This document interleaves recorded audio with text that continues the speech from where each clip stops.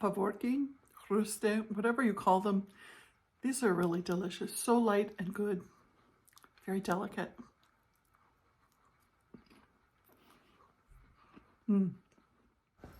You'll need flour, sugar, salt, heavy cream or sour cream, eggs, and a spirit. We start off with 2 cups of flour.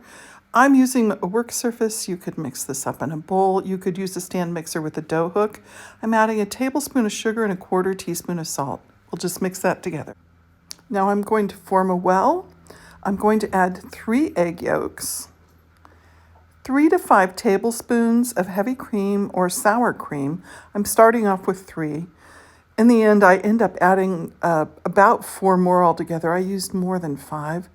Looking back, I probably could have added another yolk instead.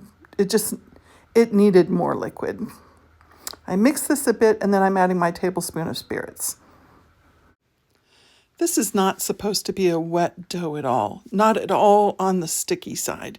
So you'll see that it is dry, and I am very slowly adding more cream.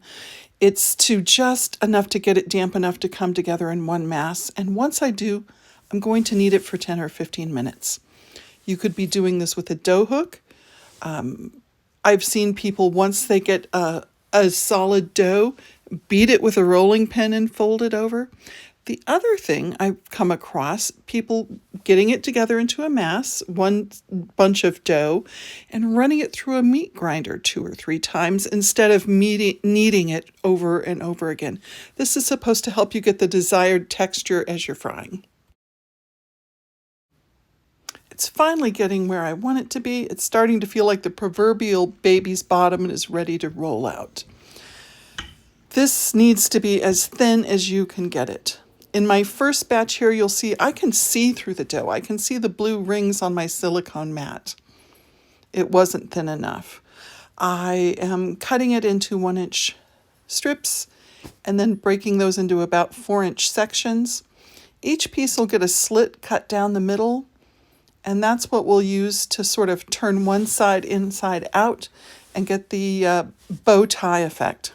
We push one end through the slit in the middle, pull it through, and that's the shape we're after.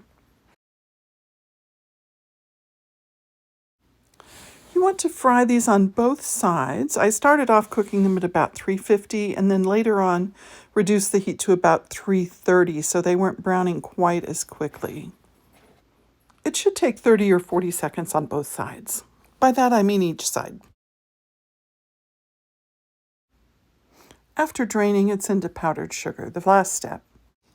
To get my second batch thinner, I rolled as thin as I could, trimmed off the edges, which were the thinnest part, and then rolled what was left again. This gave me a thinner dough and the texture I was looking for. They're full of airy pockets, which just makes them so delicate. Enjoy these before Lent or any special occasion. Smacznego!